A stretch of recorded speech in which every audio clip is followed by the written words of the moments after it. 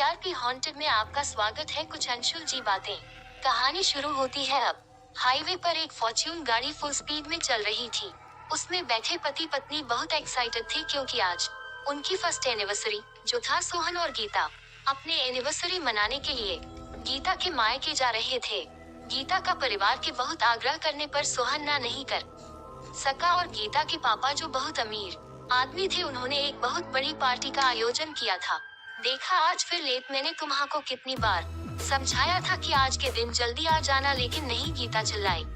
अरे तो मैं क्या करूं, ऑफिस में इतना काम रहता है कि समय का ही नहीं चलता। सोहन सफाई देते हुए बोला। अरे अरे संभल कर, अभी एक्सीडेंट हो जाता। ध्यान कहाँ है तुम्हारा? गीता चिल्लाई। अरे सड़क पर ध्यान कहाँ है मेरी जान, ध्यान तो सिर्फ तुम पर है। सच में कयामत लग रही हो, दिल करता है। गीता बीच में बोल पड़ी। बस बस तारीफ बाद में कर लेना, अभी जल्दी से चलाओ। अरे वो बोर्ड देखो, सारंगढ़ 50 किलोमीटर लगता है, ये शॉर्टकट है। अगर इस रास्ते से जाएंगे तो जल्दी पहुंच जाएंगे और अगर मेन रोड से जाएंगे तो 80 किलोमीटर जाना पड़ेगा और लेट होगा वो अलग। सोहन बोला। गीता पर ये तो सोहन शू शू जल्दी पहुंचना है ना। गीता थे लेकिन सोहन तो लेकिन कुछ नहीं, हम इसी रास्ते से जाएंगे। सोहन गाड़ी को उस तरफ मोड़ देता है। 20 किलोमीटर तक का रास्ता तो ठीक ठाक रहता है, लेकिन उसके बाद शुरू होता है फिर वही खौफ। उस रास्ते पर जा रहे सभी गाड़ी और बाइक वाले गायब हो जाते हैं, जैसे वो एक छलावा था सोहन और गीता को फंसाने का, और दूसरी तरफ सोहन और गीता के ऊपर दो अनजान आंखें नजर गड़ाए हुए था। वो बहुत ही खौफनाक हंसी हंस रहा था। आगे का रास्ता थोड़ा कच्चा था जो एक सुनसान जंगल से होकर गुजरता था। वह जंगल मौत के जंगल के नाम से बदनाम था। लोग कहते हैं कि जो कोई भी उस जंगल से गुजरता है वो कभी बाहर नहीं निकल पाता। सोहन, मुझे बहुत डर लग रहा है, चलो वापस चलते।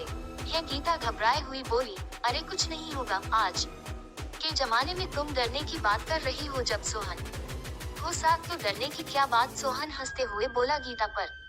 सोहन बीच में बोल पड़ा, पर कुछ नहीं, तुम चुपचाप बैठो और मुझे गाड़ी चलाने दो। फिर शुरू होता है मौत का खौफ। वह जंगल बहुत डरावना था, जिसमें जीव जंतुओं की आवाज से पूरा जंगल गूंज रहा है और सियारों के रोने की आवाज से एक नए मुसीबत का इशारा दे रहा था। इससे सोहन भी डर रहा था, लेकिन अपने चेहरे पर बयां नहीं कर रहा था। थोड़ी दूर गाड़ी चलाने के बाद सोहन और गीता की नजर कुछ दूर सड़क पर बैठी एक औरत पर पड़ी, जो लेटा था उसके पास बैठे रो रही थी। सोहन, वो कौन है? गीता और डर गई।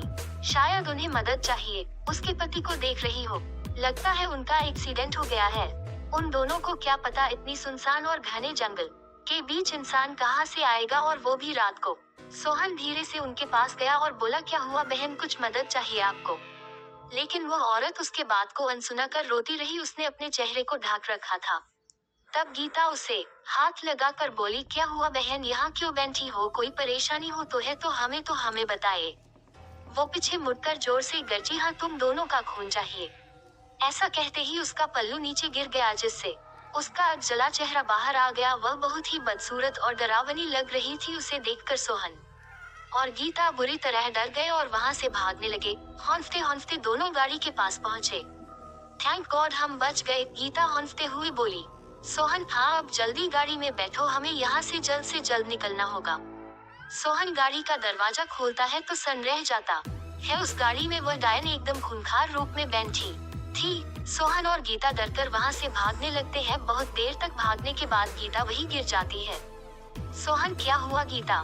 गीता, अब मैं और नहीं चल सकती, मैं थक गई हूँ। सोहन, यहाँ से बाहर निकलना तो होगा गीता, नहीं तो। तभी गीता घबरा जाती है। वह सोहन को उस तरह इशारा करती है, ये क्या, वे जहाँ से भाग कर गए थे वहीं घूम कर आ गए थे। वे अपनी गाड़ी के पास पहुँच गए थे।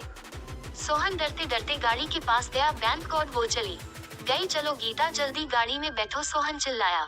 जल्दी वहाँ से निकलने के चक्कर में उन दोनों की नजर पिछली सीट पर नहीं गया, जहाँ वही डायन बैठी हुई थी और कुछ बुदबुदा रही थी। गीता, सोहन, ये आवाज कैसी? सोहन, आवाज कैसी आवाज? तभी उन दोनों की नजर पीछे गया। वह डायन और भी खूंखार रूप में बैठी हुई थी। वे वहीं जम गए। उन्हें कुछ सूझ नहीं रहा था कि क्या करे। तभी गाड़ी का संतुलन बिगड़ा और वह एक पेड़ से जा टकराया। दोनों को बहुत मुश्किल से वहां से बाहर निकले और जब कार के अंदर देखा तो वह डायन गायब थी।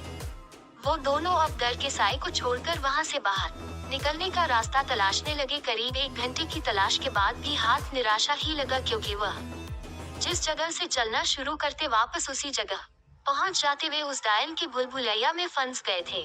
फिर सोहन ने गीता से कहा, इस तरह तो हम यहाँ से कभी बाहर नहीं निकल पाएंगे। चलो जंगल की तरफ चलते हैं, क्या पता रास्ता वही हो और हम यहाँ बेकार में ढूंढ रहे हैं। दोनों जंगल की तरफ बढ़ने लगे और सचमुच थोड़ी ही दूर पर उस जंगल से बाहर निकलने का रास्ता उनका इंतजार कर रहा था।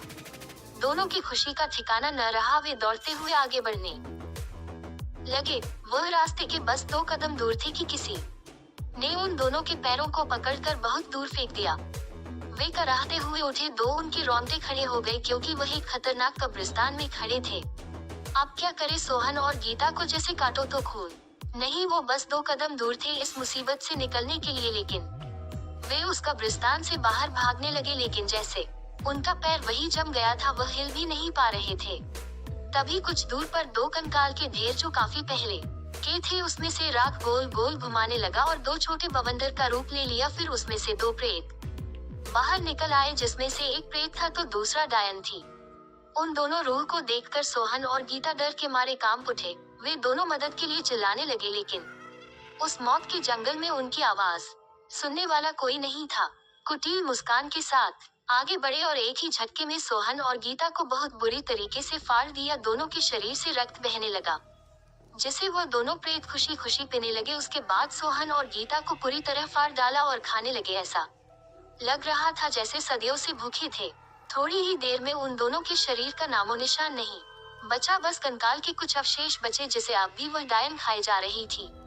फिर वे दोनों प्रेत बहुत डरावनी आवाज में हंसने लगे, जिससे पूरा जंगल दहल उठा और धीरे धीरे उनका शरीर बदलने लगा और थोड़ी ही देर में वे सोहन और गीता बन गए। वे मुस्कुराते हुए गाड़ी की ओर बढ़े और गाड़ी में बैठकर अपने अगले शिकार की ओर निकल पड़े। इसी के साथ कहानी खत्म हो जाती है। उम्मीद है आपको मेरी कहानी पसंद आई होगी। ये कहानी काल्पनिक है,